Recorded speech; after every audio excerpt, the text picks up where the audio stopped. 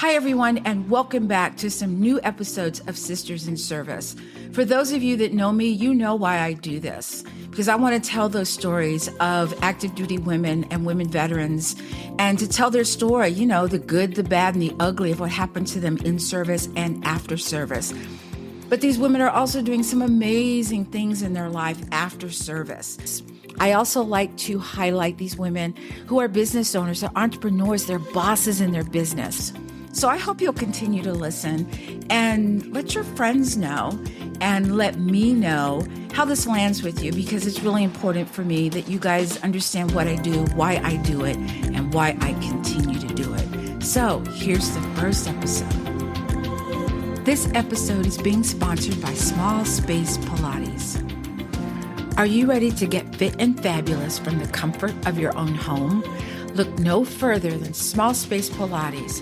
With live online Pilates and weight training classes, a video library, and a no perfection allowed policy, you can achieve your fitness goals without ever leaving your house. Visit smallspacepilates.com for your complimentary session and start your journey to feeling fabulous today. Welcome, everybody, to our latest episode of Sisters in Service. You know me, I'm Kat Corchado, and today my guest is a local artist. Her name is Ida Mae, and she's a fantastic guest, but she also is an artist. She paints women, specifically women in the military and out of the military, in her artwork. She's a very talented artist. And when I saw her artwork, I just had to have her on the show. And she said, yes. Well, let me tell you how I found her. So I have a client, and I was walking down the stairs as I was leaving, and I saw this painting that just drew me in. And I thought, oh my gosh, that is such a great painting. And my client proceeded to tell me about this woman who did this painting and that she was a military veteran. I said, okay, I need to know who she is to see if she wants to come on the Sisters in Service podcast. And lo and behold, she's here. Hi, Ida Mae. Hello. Thank you for having me, Kat. Of course. So tell us a little bit, you were in the Army, right? You were in the Army Yes. for 8 years. And how did you pick the Army? Did you pick the Army, or did the Army pick you? Well, I would say the Army picked me.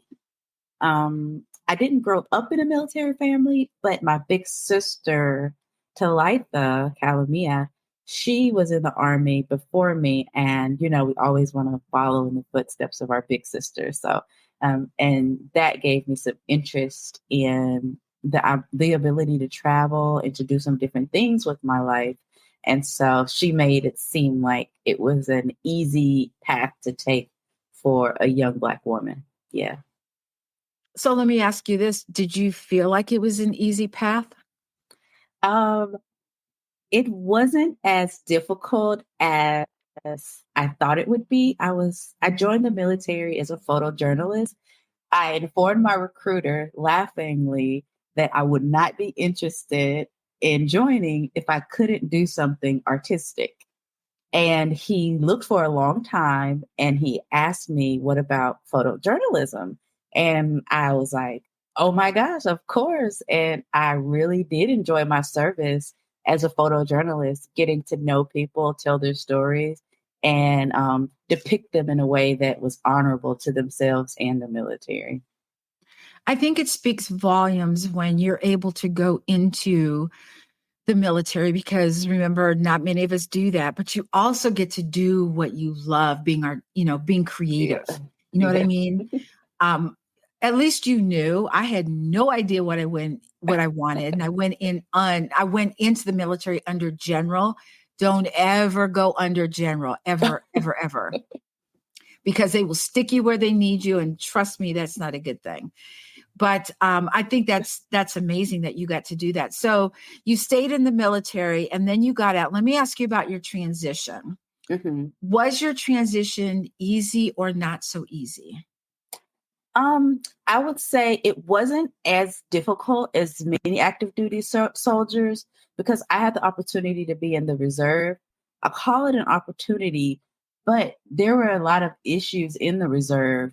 Being an active duty soldier and coming off of that and going into the reserve, attending drill once a month, I could see how um, my job and my dedication began to kind of dwindle because I wasn't going there every day. I wasn't active duty any longer. And so when it came time, 3 years into being a reserve soldier, I was ready to get out because it was very unorganized, and my leaders just didn't have the ability to support me as a soldier any longer. And so I knew it was my time to get out at that point. But that it did make it easier for me to get out. I do think that having gotten out when I did, I was ready to go. But yeah, when I got out active duty, I really missed the routine of being an active duty soldier. I missed the discipline. I missed my friends. I missed the people that I'd grown to, know and love every day. And that wasn't something that I was willing to give up as easily when I got out as an active duty soldier. I was happy that I was a reserve because I still got to put on my uniform, I still got to participate, and I still got to be a soldier once a month. And so that felt like I wasn't losing my military, my Right. idea of Yeah. myself as a military soldier. I do think I take being a service member, I'm very prideful about that. Even though I understand the political ties that it has where people don't agree with the military, but they support the soldier. And I agree with that.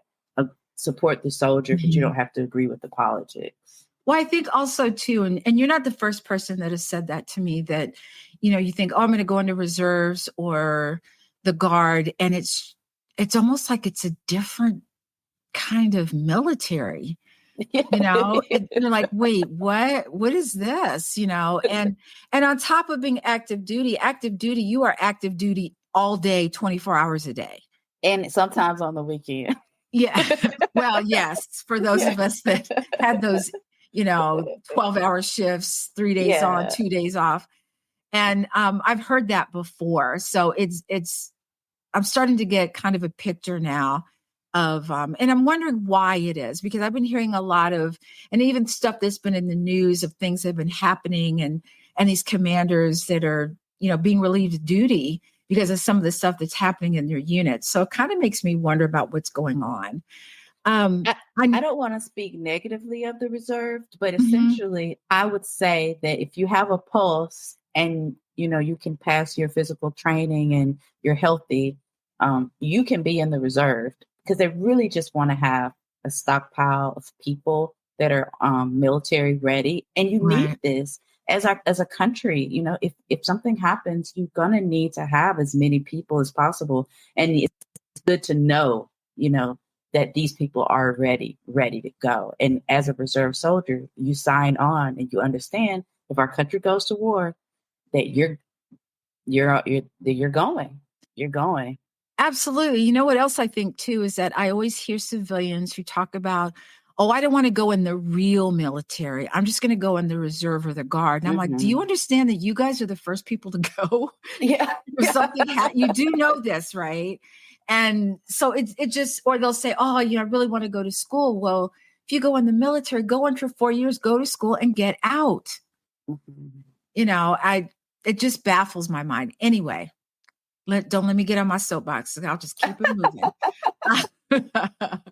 So being a creative, I know that, in your bio, you said you create art that holds a mirror to your generation of modern day female warriors. So let's go back to childhood for a second. Were you always an artistic child, or did you find this talent later in life? Or do you know? My mother is a very artistic person. She has an artistic spirit. And I was estranged from my mother and adopted by my father's family as a little girl. And she would write me letters. And in each letter, she'd create these beautiful vignettes of like birdhouses and flowers and trees. And she with pencil and she'd write me these letters. And I remember being so connected to the letter, but also to the way that she took time to illustrate them. And I was a very young girl and I missed my mother and I wanted to be connected to her. And those letters were something that I always went back to. And I do believe that it was because she was an artist and a draftsman. She wrote in beautiful script, handwriting, and I always loved drawing. I used to want to write and draw like my mother. And when I was in high school, I had an opportunity to kind of be mentored by a great artist. And he really set me on a path to be a fine artist. And he saw that I was very driven as a young artist, maybe like seventh grade, eighth grade. I'm doing these really detailed charcoal drawings. And he took me under my wing and supported me and kind of taught me all about oil painting and drafting, printmaking, photography. And I learned those things at a very young age when I was a teenager. But yeah, I really do credit my mother for introducing me to art and helping me to find it as a way to connect to other people. Because she used her art to connect to me. Mm-hmm. Yeah. I love that. I really do. I won't say I'm not a creative. I think I'm creative in a different way, but I never got past stick people. I'm just going to say, the cross with the hands on and feet. It was just not my thing. My husband's very creative. When I met him, he was drawing. He always drew. He's a very creative person. My father, I believe, was creative, but I don't think he pursued that. My father had the most beautiful penmanship I'd ever seen. Like when I would get letters or birthday cards and people say, wow, your mom's handwriting is beautiful. And I said, that's not my mom, that's my dad. My mother's handwriting looks like she could be a serial killer. I mean, seriously. No. And I've told her that. I said, you have the handwriting of a serial killer. I'm just saying, it just looks horrible. Anyway. Usually people say the handwriting of a doctor because doctors have bad handwriting. No, this has a very cryptic, it's bad. It's really bad. So as a creative, what does it do for you? Is it a happy place for you? When you do create, do you have a specific picture in your mind, or you just know that if you stand in front of the canvas, something's going to happen? Well, I teach art at a university, and something I always tell my students is that you can learn to paint and draw, but for me, it's an obsession, and I never really feel like I'm ever going to paint my best painting. It's always the next one and the next one and the next one, because I'm really maybe addicted to the process of creating. Mm-hmm. And I'm always looking for another way to communicate an idea visually. And I've created some paintings that I really enjoy, and maybe I don't want to do another one, but that happens so infrequently. And so I would say the thing that brings me back is just a drive to not really do it better, but further my experience, do it differently. I don't like saying better, but do it so much differently. You could think about something, you could change the color of something and have a total different impact. You can arrange a composition and have it communicate so differently. And yes. the more you do, the more ideas come in.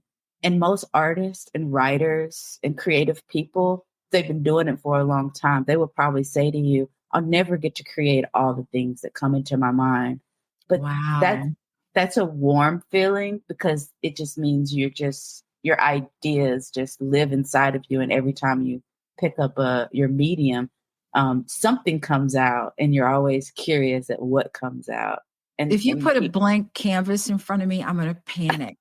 I'm just going to say, they're like, draw your best draw. And I'm like, I I don't Well, know how to do, I don't know how to express myself that way. I think I express myself more through my fitness when I'm dealing with, creating these workouts for specific individuals, something that pertains just to them.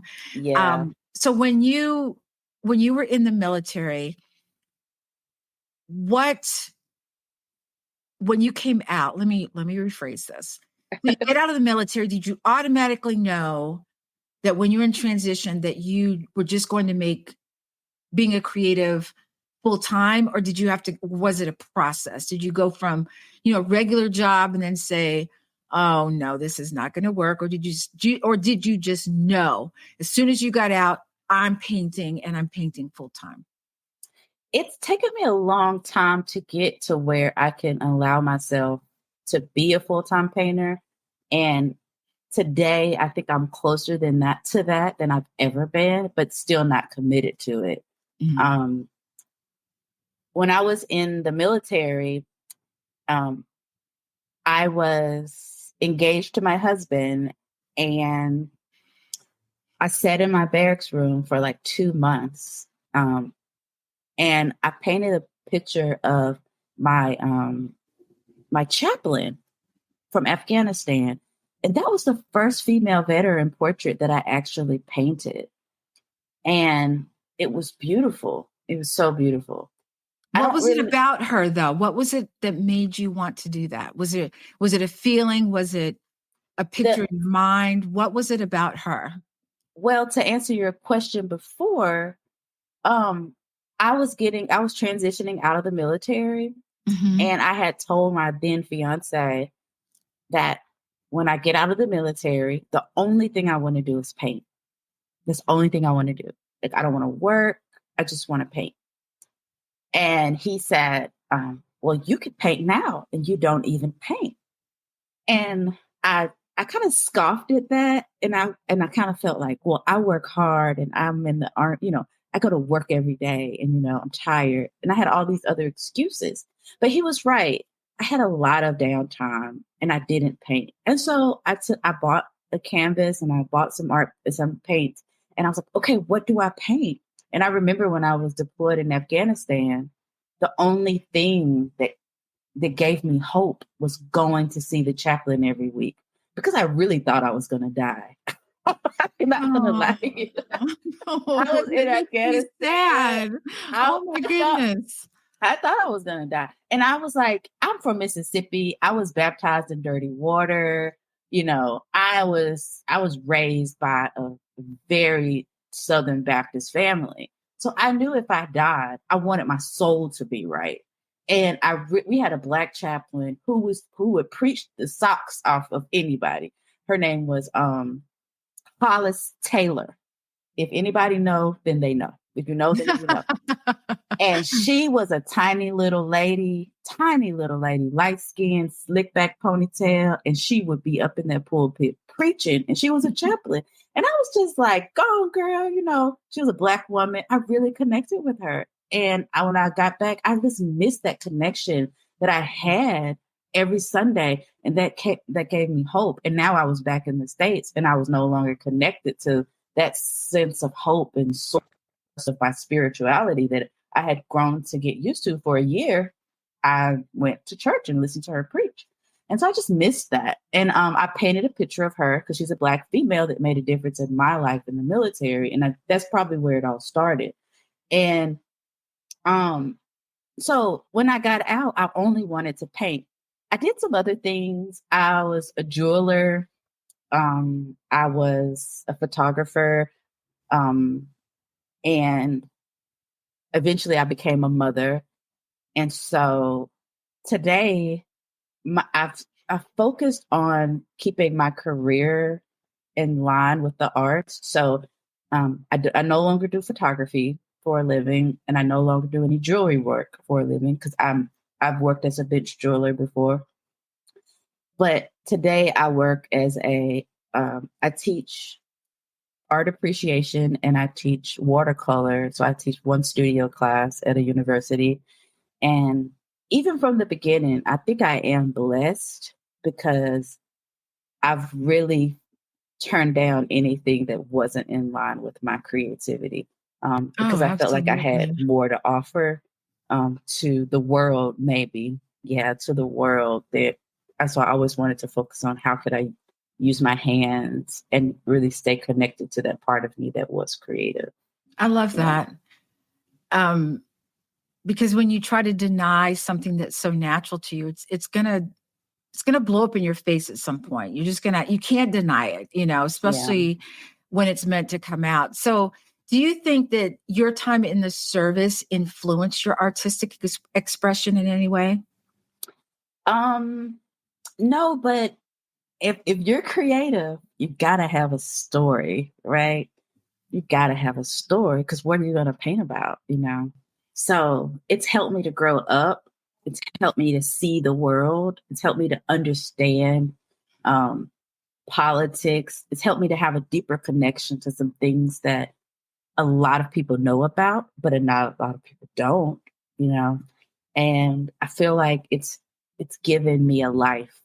It's given me a life. Yes, I would have had a life if I didn't join, but I've enjoyed the life I've had through being a soldier and meeting the people I've met. Um, when I got out of the military, I decided to get my master's degree in fine art. And during my master's degree studies, I found that George Bush, the second president, he wrote a book called Portraits of Courage, where he featured a lot of different oil paintings of different service members.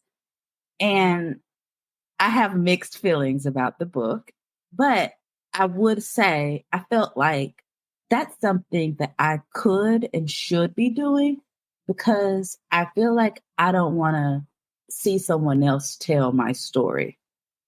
And that really connected with me that I'm an artist. And as an artist, I do feel like it's my responsibility to share my story and be authentic in my story and not be concerned with what other people's stories are. And so that's really the sole purpose of me creating female veterans because I'm a female veteran and these are my sisters in arm and this is our story. I love that. I think a lot of times, especially for women and me included, we're as I've gotten older, I could care less what people think. But when you're younger, you're like, oh, I don't know, and who's going to see this, and you just get to a point where you get so tired of battling your own demons that way, you know, that you just say, what's the worst that can happen? Because you've done one of the hardest things that anybody in the United States can do, and that's put on the uniform. There's nothing harder than that. And so how hard is it to push a button and publish your podcast or put your art out there? It's, you can appreciate yourself, but putting it out there for other people because you want people to see what you see in that painting. And I get that. And that painting I saw in my client's house, I got it. It reached out and grabbed my face and said, "Look at me." And I stopped in my tracks and I was like, "Wow, that's a great painting." And don't get me wrong, she had other paintings on the wall, but that was the one that got my attention. And I said, "Who did this?" Because I was so intrigued by it. It was just amazing. So you've had some opportunities to exhibit your work locally. Mhm. Do you have any memories or achievements from, just showing your art? Any feedback that you just, because sometimes we're afraid to get feedback, but when someone you talk to says, "Oh my gosh, I know you. I saw your painting. It was wonderful." That must get you here, doesn't it? Doesn't it just touch your heart? Well, I was just having a normal day and I got a text from one of my friends who saw one of my pieces in an exhibition in Colombia. And this is a traveling exhibition of veteran artists, and it was in a major museum. I didn't even know, I'm not tracking the piece. I donated the piece to the collection, and it travels and does different exhibitions. And her and I went to Savannah College of Art together. And she was visiting with her husband. And she said, I know this girl. This is my classmate. And she photographed herself. And she was like, oh my gosh, Ida Mae, I can't believe I see this picture. I'm so proud of you. And she took the photo and I laughed and I showed my friend. I was like, now this makes me feel like I'm a real artist because, someone in another city who knows me is like full circle. I'm like, we both went to SCAD and we were very young and ambitious. And here we are today. I'm nearly 40 and where she's just traveling, looking at it. And she's like, oh my gosh, I know this person. And it was such a warm feeling because that's something that I always wanted was to be the artist in the museum and share my art and connect with people and people know who I am. And here this person is, she was able to not only know who I am, call me and text me, hey girl, like I'm so proud of you. And I was like, wow, like this is my life right now. And that felt really, really good. And it means you're walking your path. You know what I mean? It means that yes, finally someone, this is great, and it's so unexpected when it happens. When it just kind of like comes out of nowhere. Yeah, it comes out of nowhere. I've been to, different cities and I've talked to different conferences for women veterans and veterans in general. And someone will say, oh my God, is this your podcast? And I'm like, yes. And they say, oh, I've been listening to it. You don't understand how great. And I thought, wow, okay, thank you. Because you're just trying to reach that one person. You know what I mean? And I get that. So many veterans struggle with post-service challenges. Do you think that art has or can play a role in helping some of these veterans overcome these challenges? I think that what my goal is to find a way. I remember when you asked me to do this podcast and we talked about how can we depict female veterans in a way that elevates this idea of the female veteran. And I'm really interested in that. And I think through my art, my goal would be to elevate the female veteran so that they understand whether they served for 1 month, broke an ankle and got out, or if they served for 20, 30 years and became, the Secretary of State or the highest colonel in the military, serving for 30 plus years. That, like you said, the day they decided to put on that uniform, that for eternity, they can be shrouded in this idea of their own personal bravery. Because I think that they're in our, not culturally, but something that's deeper than culture, maybe our humanity.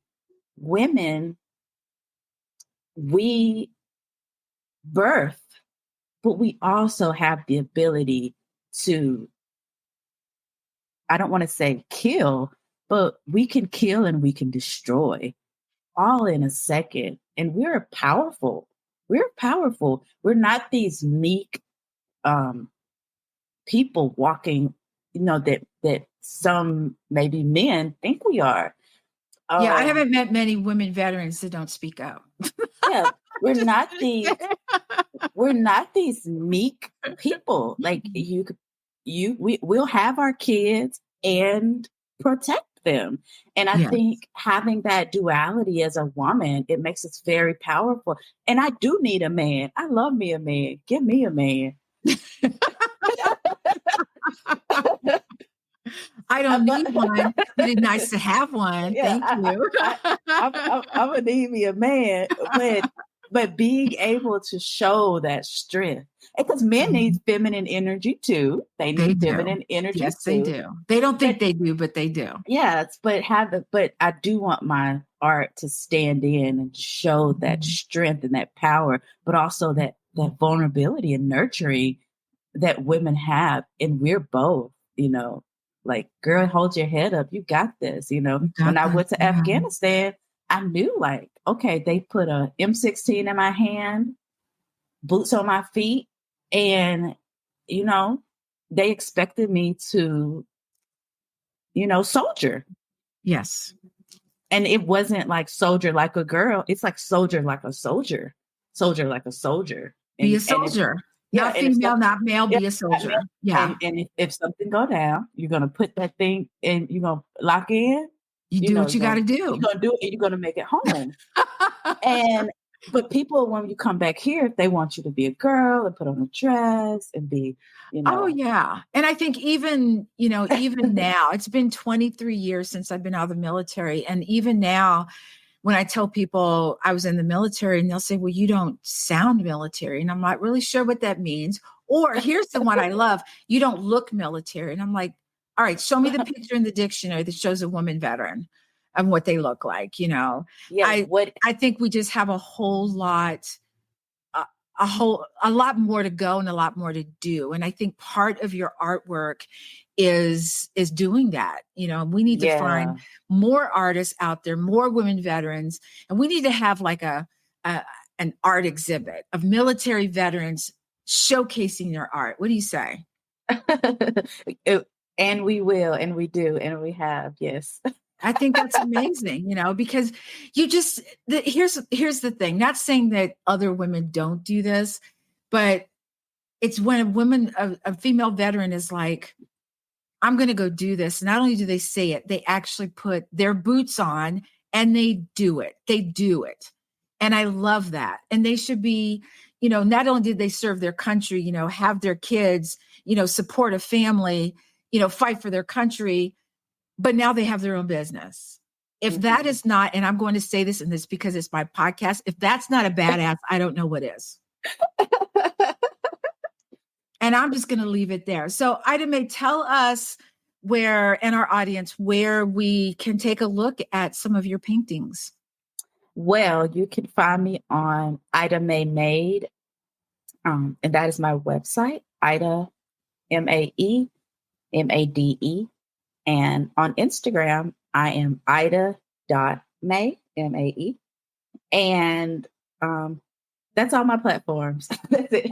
Okay. So if someone sees a painting on your website, are they able to buy it, or how do is that where they would reach out to you and say, I really want this painting? Yes. I would usually say, reach out to me on Instagram, and I'll respond. I have like 1,000. I don't have that many followers on Instagram. So it's not crazy on there to where I can't respond to anybody. Also, my email is on my website. And I do want to paint more pictures of veterans. If you are a veteran and you're listening to this, please reach out to me, and I'd love to paint your portrait and get to know you and tell your story through portraiture. I do have a goal to share my art in Texas at the George Bush Art Museum. And I'm going to put that out into the universe. And I know that that's going to happen one day, because I believe that my artwork is in line with what they're doing. And another thing about my art, I really want to tell the stories of modern day warriors, Iraq, Afghanistan, Kuwait. If you served in those if you served in those conflicts, reach out, let me know your story, and I love to depict it in my collection of female veterans. I love that, Ida Mae. Thank you so much for being a great guest on the podcast and telling your story. We will definitely put that in the show notes and let people know that, if this applies to them, to reach out to you. I don't know where the George Bush, where did you say, what was it? The George Bush has an art museum that he houses. Where is it? It's in Texas. We're just going to say Texas. It's in Texas. Girl, do you know how big Texas is? It's in Texas, somewhere in there. I need like a push pin somewhere, like this circle right there. But I might know some people that might be able to help you out. So that would be amazing. Yeah. So until then, thank you everybody for listening. This was some great information. If you're a creative and you want to reach out to Ida Mae, you know how to do that. Until then, please stay safe, take care of each other. Until next time. And remember that it's never too late to start your impossible.